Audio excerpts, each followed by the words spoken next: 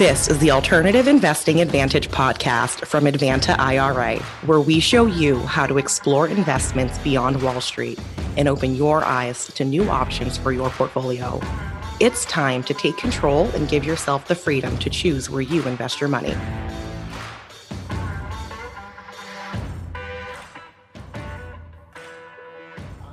Welcome to the Alternative Investing Advantage podcast. My name is Alex Perny, and today on the download, we have had quite the ride on the financial markets over the past week.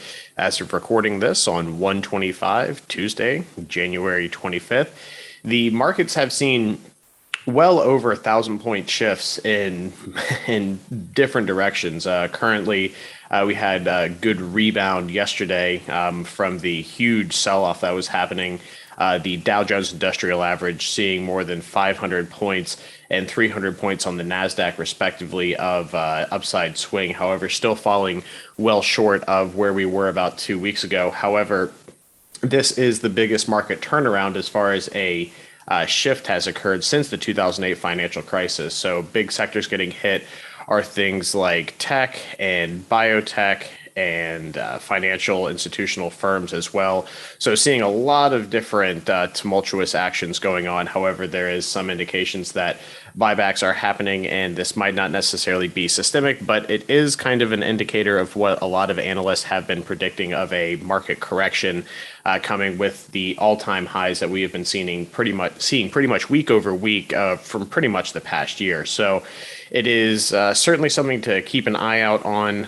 It certainly does illustrate the potential benefit of some more tangible assets. We're seeing that specifically in tradable markets with precious metal, gold, and silver all edging up about 1% over the past week. So things that are typically seen as inflationary hedges are seeing a good amount of attention from investors. So looking to that, maybe it's a good time to start looking at other alternatives, especially things like real estate and other tangible assets, precious metals and gold, and especially within retirement accounts as well. So just something to look at. It has been nothing short of a bloodbath on the financial markets over the past week. However, we are seeing some other interesting things happen, especially in the cryptocurrency markets. The cryptocurrency markets are again, very, very volatile right now. We're seeing the price of Bitcoin almost halved from its high in mid last year of 60,000 a coin down into the mid 30s. Right now, people such as the wide receiver for the LA Rams, Odell Beckham Jr., having taken his $750,000 salary in Bitcoin, just illustrating how volatile some of these markets can be. And although some people are certainly pushing towards a more based markets for cryptocurrencies, it is still extremely volatile, and investors would do well to heed these as extremely volatile markets and not necessarily something as predictable or stable as maybe things like securities investing or real estate investing and things like that. So cryptocurrency markets taking a huge hit, but with drops of prices comes opportunities for buying. So how much lower can they potentially go? It's very hard to say, but with people looking for alternatives to things such as government issued currencies, cryptocurrencies definitely will have a space going forward in the future. So with the depressed prices, it's now a good time to buy. Will be something to watch closely over the next coming weeks and months to see what kind of resurgence that these cryptocurrencies such as Bitcoin and Ethereum see, as both of them have lost roughly about half of their market value from the highs that we were seeing in the middle of last year. This has been The Download.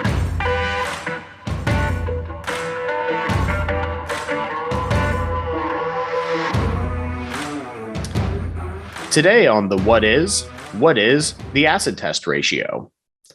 With markets being very volatile right now, people are looking more than ever to analyze companies and their financial stability when it comes to investing into those particular tradable securities. So what is an acid test ratio? The acid test ratio is commonly known as the quick ratio, uses a firm's balance sheet data as an indicator of whether it has sufficient short-term assets to cover its short-term liabilities. It compares a company's most short-term assets to its most short-term liabilities to see if it has the ability to pay. The acid test ratio disregards current assets that are difficult to liquidate quickly, such as inventory, and mainly just poses a look at the cash on hand versus the outstanding short-term liabilities to see if a company has a viable short-term financial future. This has been The What Is.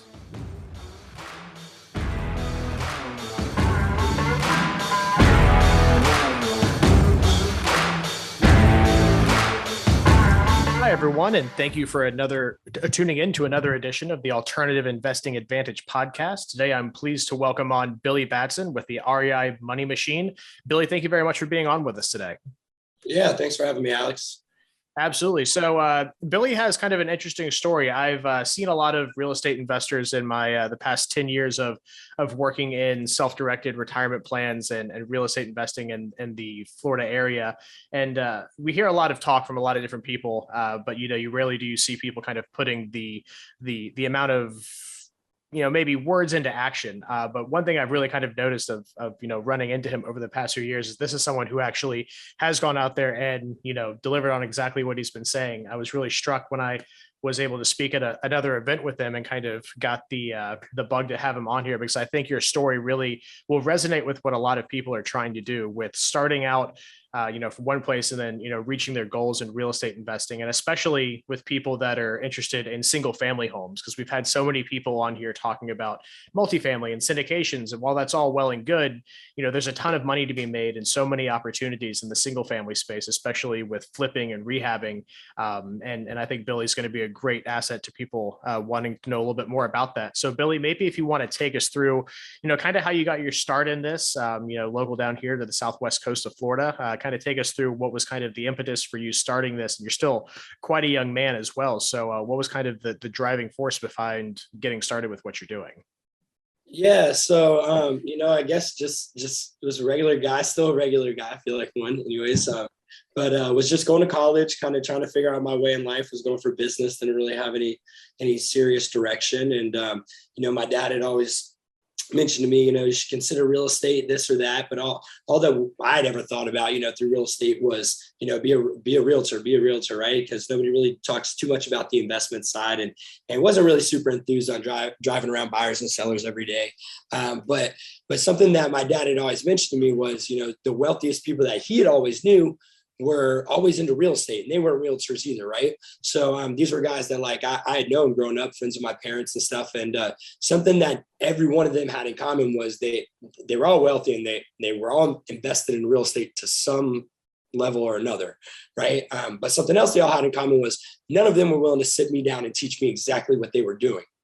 So it was kind of just I guess, good timing. We ended up getting a card in the mail. Hey, come to our free house flipping workshop.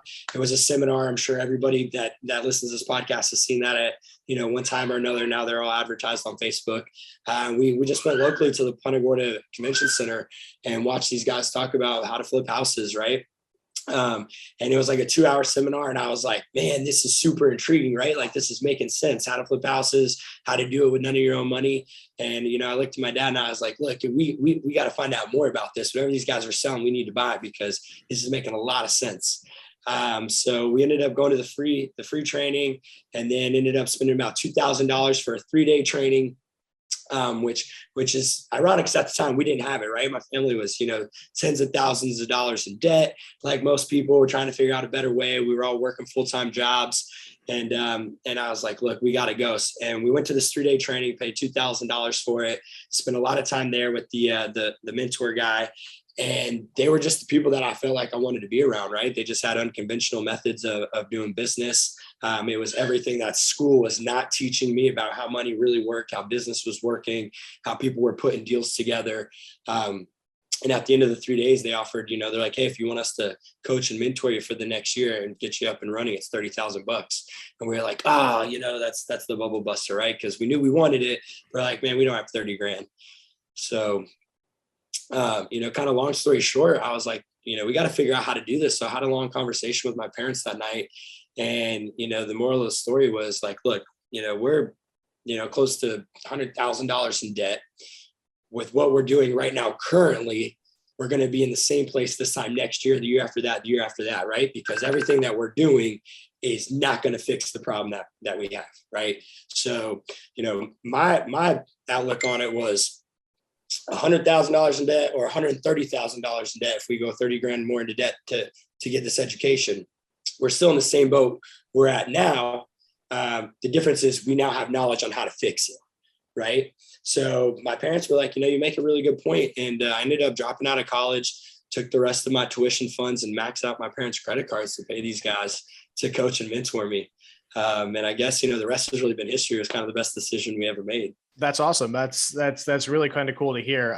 You'd always have to kind of look for those opportunities in life to where you have to say, is this going to better me, or am I going to be in the same exact position next year? What can I do to, make that jump in? And for you, it was this path, and it's been really kind of cool. I've followed you on social media for a while. It's always fun watching your projects going on. So, you've done the course, you made the decision to say, hey, 100 versus 130, what's the difference? Let's pull the trigger and do this. Tell us about, okay, you got the education.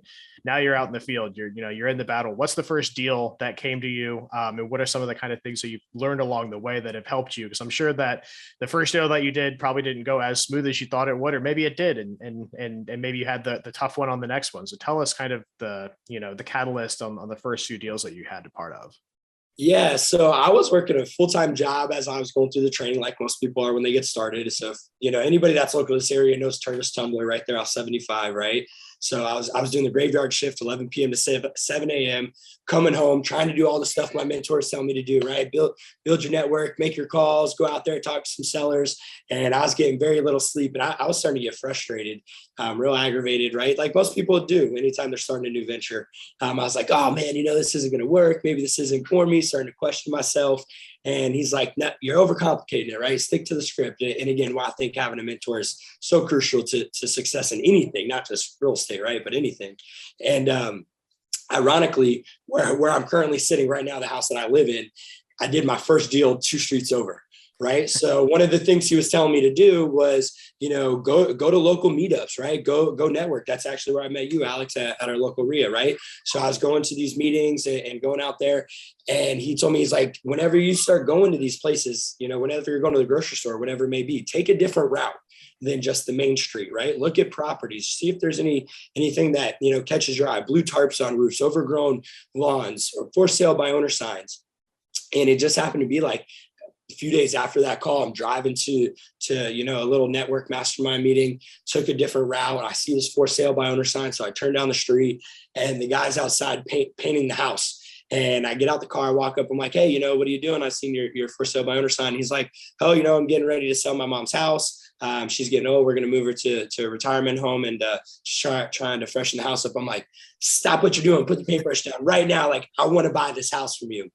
And at the time I was a 21-year-old kid, right? So like I started at 21 years old, brand new into the business. I don't know that this guy even took me serious in the slightest, but we walked into the living room, and I started telling him like, look, man, I've been going through coaching, training. I'm using all the lingo that my mentor was telling me to say. Right. So he's like, all right, this kid knows a little bit about something, which again makes a big difference, right? Understanding the terminology and the language. And basically it was like, look, dude, I need a deal. I want to buy this deal.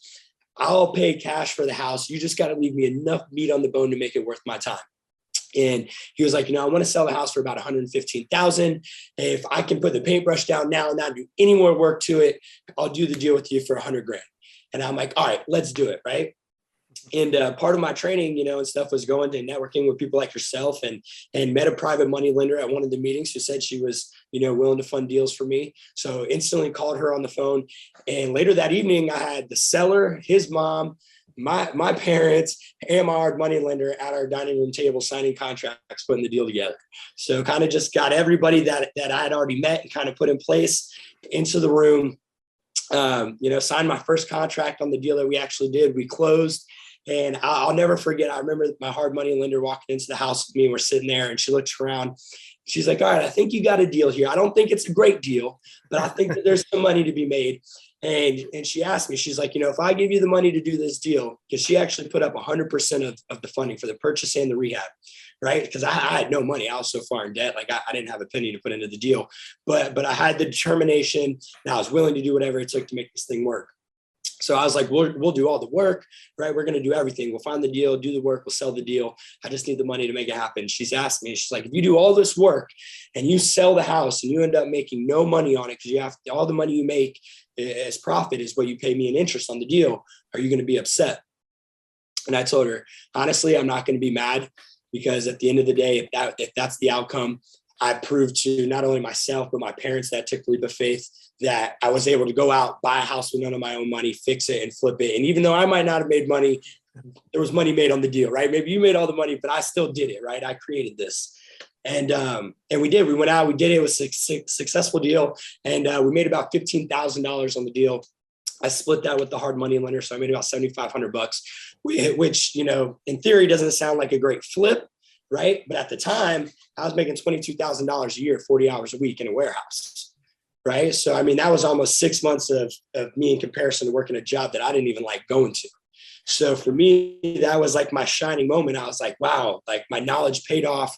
I created this money out of nothing, right? So we were able to do it with none of our own money. And if I can do this once, now I know I can do it again, right? So it's like that confidence factor that, hey, you've proved it to yourself. You know the process works. Now the gates are kind of open. So, well, I mean, just in that one deal with what you made, I mean, you essentially paid for 25% of the class that you paid for, $7,500 out of 30 grand. That's a quarter of it right there on your first deal. So, exactly. It takes 4 of those. You do 1 a quarter. The course that you took pays for itself in 1 year. And I'm pretty sure I know who you're talking about as a hard money lender. And I can only imagine what the conversations with her were like. She's a great person.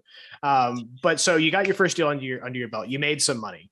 So now from there, kind of take us on the path of what led you to REI Money Machine and what, has created, Billy Batson as the real estate investor today, because, I'm certain that you've come, and for what I've known of the deals you've done, making 7,500 on just one portion of a deal is not the way that you're putting deals together now. You're structuring deals to where you're making money on, several different avenues of the actual deal structure, whether it's on the front end, back end, or in the middle. You found ways to kind of make money on the whole pizza instead of just one slice. So tell us kind of, from that one deal that got everything started for you, what was kind of the journey? Were there any hiccups? Were there any, were there any expensive lessons, some deals that maybe didn't go so well, that you think might be good for people to understand so they can avoid some of those pitfalls? Yeah, absolutely. So, I mean, fast forward a few years, right? So we did that first deal. We just stuck to the script, went out there, did 4 or 5 more deals that year, did over $100,000 of our first year in actual business. Obviously quit my $20,000 a year job, never looked back, right? It was like real estate investing's for me. This is everything that I've been looking for in life. So going through the years of just doing all these different deals, something that I think is so important for anybody is, and as the group that we're a part of, I was constantly going to meetings. They're always bringing in other mentors, teaching different strategies, different ways to do the business. So my personal goal was always, hey, I want to learn at least one new strategy a year and then actually take that strategy, go out there and do at least 3 deals with it, right? So whether it's like seller finance, like, all right, I learned how to do seller financing. Now I want to do 3 seller finance deals. So I know that I got that tool in my tool belt. And, so we would do that. And it's like, hey, I want to go own some rental properties. So bought rental properties. And, a few years later, we were doing a bunch of deals, all private money, was never using our own money on deals, which was expensive. And with that same private money lender, had a conversation with her, was like, hey, we had like 5 deals running with her at one time, 5 rehabs. And I called her, I'm like, hey, I got another deal. And she's like, well, I'm out of money. Like, I got to go find money. And I was like, what do you mean you're out of money, right? You're a lender. Like, I thought you just made of money. And she's like, we didn't think I just lent you out my own money, right? And I'm like, yeah. She's like, no. So she sat me down and kind of schooled me to the game of how the money lending side of things work, right? Which kind of turned my light bulb on there. And then it was just like, it all hit me at once. I'm like, there's so many other ways we could be making money in this business, which is where we kind of coined the term transactional engineering, right? So it was like, hey, I'm wholesaling deals. Then I started wholesaling myself deals, right? So we opened another LLC, and we did that because we were bringing in private money lenders that we were doing joint ventures on. So I was like, we're giving up half of the profit, and we're doing all the work to find the deal, fix the deal, and then sell the deal, and giving up half the profit because we don't have the money. So I'm like, that's fine, but why don't we just take a chunk up front, right? So instead of us, just like if we were to buy the deal from any other wholesaler. So that's when I was like, boom, now I can get paid twice on the deal. Wholesale my company the deal for myself, take our wholesale fee, then flip the house. We'll make money on that end, but then we're not giving up as huge a chunk to the lenders, right? So that was kind of like, all right, man, now we're adding, multiple pay levels to the deal. Then we realized, hey, we can do this in like every other aspect, right? So then that's whenever the company that I had paid $30,000 to train me actually reached out to me, and they were like, hey man, we're seeing all the success that you're having as one of our students. You're using our systems and our methods. Would you be interested in coming to work with us and teaching other people what we taught you? And, I was like, yeah, wow, absolutely. That's kind of when you feel like you made it, right? It's like whenever they're like, hey, now you got to come back and the student's now the teacher. So I did, right? So, keep fast forwarding through the years. I went out on this journey with these guys, was traveling like every week. Super, super awesome opportunity. Learned a lot from these guys, was working with a lot of famous people on TV, Shark Tank, a lot of the big names in the spaces doing their events. And we were selling training up to six figures, right? Up to $100,000 for different training packages. And seeing all the different things that they were doing, plus still running my own business, still paying other mentors and people in my space to teach me different strategies.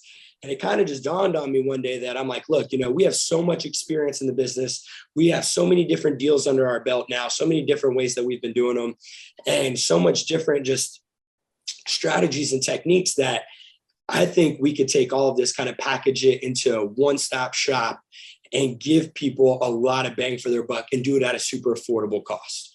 Right. And that's kind of how the REI Money Machine was birthed. And that's why I was like, we're going to kind of go out on our own here. I think that we're going to take all of the experience and all the things that we've accumulated, and we're going to start showing other people how to do this business and how to do it efficiently. And go ahead.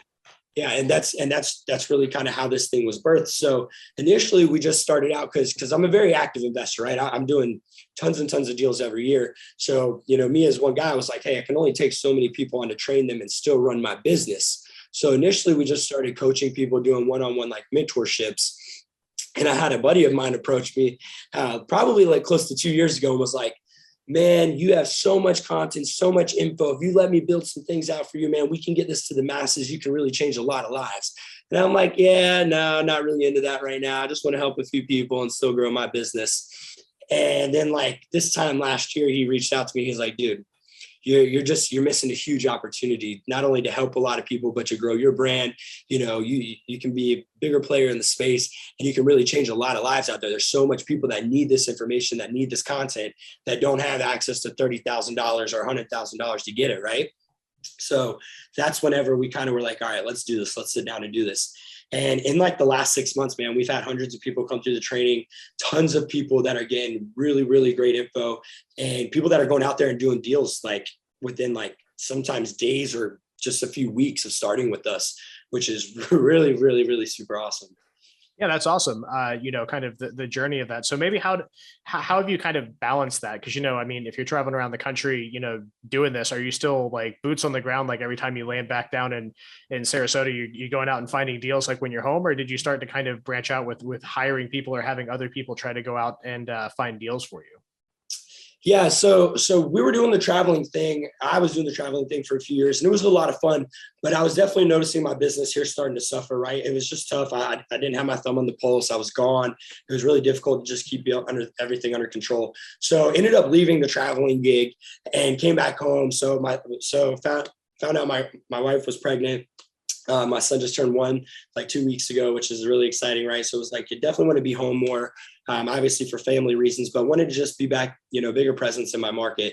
So when that happened, I just started to scale, go back to the foundations of building the business, and reached out to a previous mentor that I had a few years ago and just kind of asked what he was doing and what was going on. Told him, where I was, that I wanted to get back, heavily more here locally, do a lot more deals. And he was like, I got something really cool that I've been working on. I wanted to show you.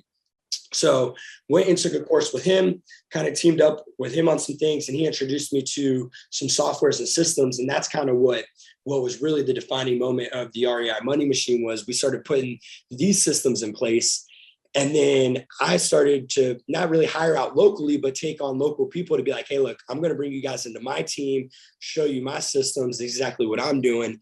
And we're just going to do deal splits, right? Like I'll coach you guys, I'll train you, I'll do the legwork, but you guys got to, come in here, put the effort in, use our systems, and you guys are going to make money in this business.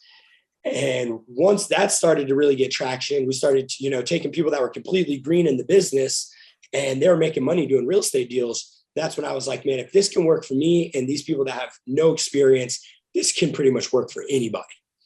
Sure. So, I'm a big systems guy too. I love numbers, calculations, reports, graphs, all that kind of stuff. And from what I've gathered from it, you're a very systems oriented guy. And some of the stuff you built out was really cool. The first time I really saw it was when we did the event for Sarasota Re-Enter Dutchman, when you were kind of giving an example of that stuff. And it was great. I mean, as far as stuff that I've seen of people and polished stuff, it was really cool to see that put into that kind of systems and how you analyzed it. So obviously, I don't want you to give everyone down here a class, you're running a business, but what kind of things have you put together that, people could benefit from of the systems that you've put together? Just some high 30,000 foot view level stuff. So that way people, if they're interested in this, kind of have an idea of what you're putting together and what's going to show them. Yeah. So the total game changer for me was like, just like most people, anybody listening to this, they get interested in the business. Everybody talks about driving for dollars, handwriting direct mail, door knocking or doing cold calling, which I've spent tens of thousands of dollars doing over the years and tons of hours of my life. And I'm no way saying that those things don't work, right? It just doesn't produce the results on the level I needed them to.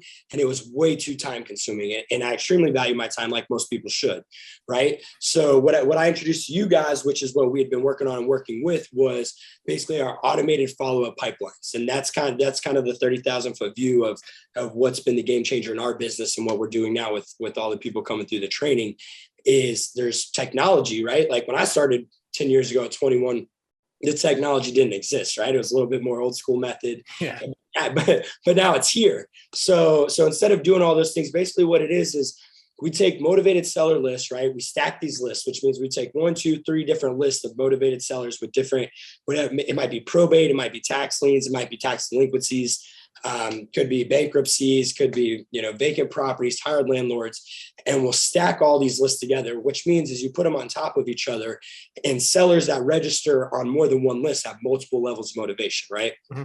So these aren't people that want to sell. These are people that need to sell. They have multiple issues in their life, and for one reason or another, they need to sell this real estate.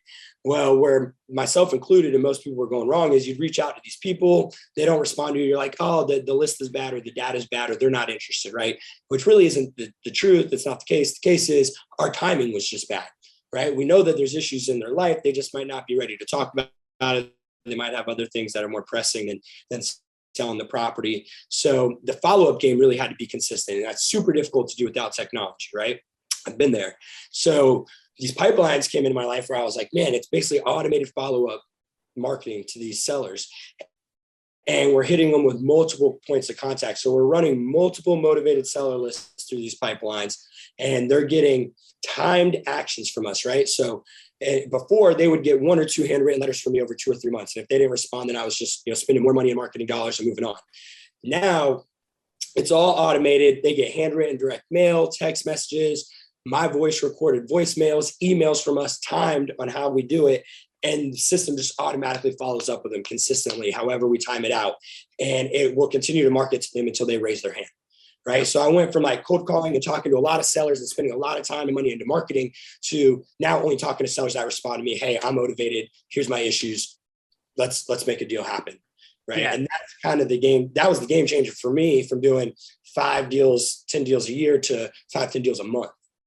Sure. And that's key. And coming from, anyone that is, tried to get into real estate, people are always like, well, how do I find the deals? Well, besides, like you said, with your first deal of seeing, hey, a for sale by owner sign, you've kind of gotten a system in place to where, you take this wonderful thing we have called the internet and, and all this publicly available information, because there's so many places you can find this stuff. For people that aren't, familiar with probate, that's, when people die, probate and wills are filed, and you see, that a family might have a motivation to sell a house because the owner of it died and it's listed in a public probate, or if people are behind on taxes, or code violations, things like that, where you can use all these different things that are out there that might identify to you, instead of just physically walking yourself through a neighborhood trying to say, oh, well, that one has overgrown grass.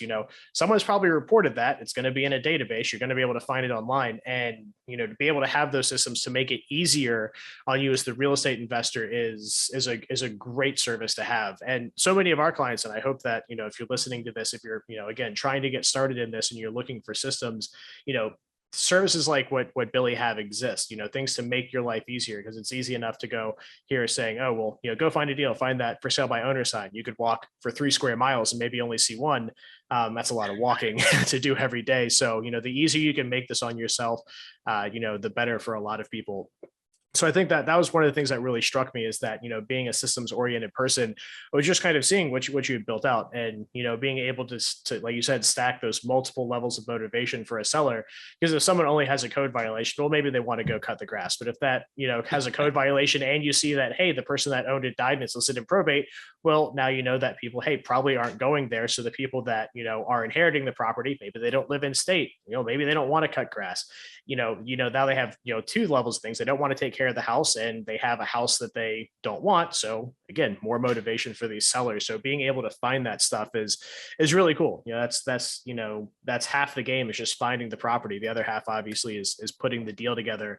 So, obviously finding those deals, but do you also do any coaching on, structuring that deal? It's all well and good to find one, but do you also get into that aspect of it, of saying, hey, here's how, you can structure some seller financing? Because that's a huge tool for real estate investors, especially in the single family spaces, understanding, how to get the money for it, especially if you don't want to put it in there. And seller financing is a big chunk of that. We do. Yeah. So, the real estate investing gamut really covers so many different avenues. If there's so many different people out there that are, specialized in a specific area. And I think it's important you need to have your niche in the business. But that was my big challenge whenever I was getting started, was, man, I just wanted to know everything.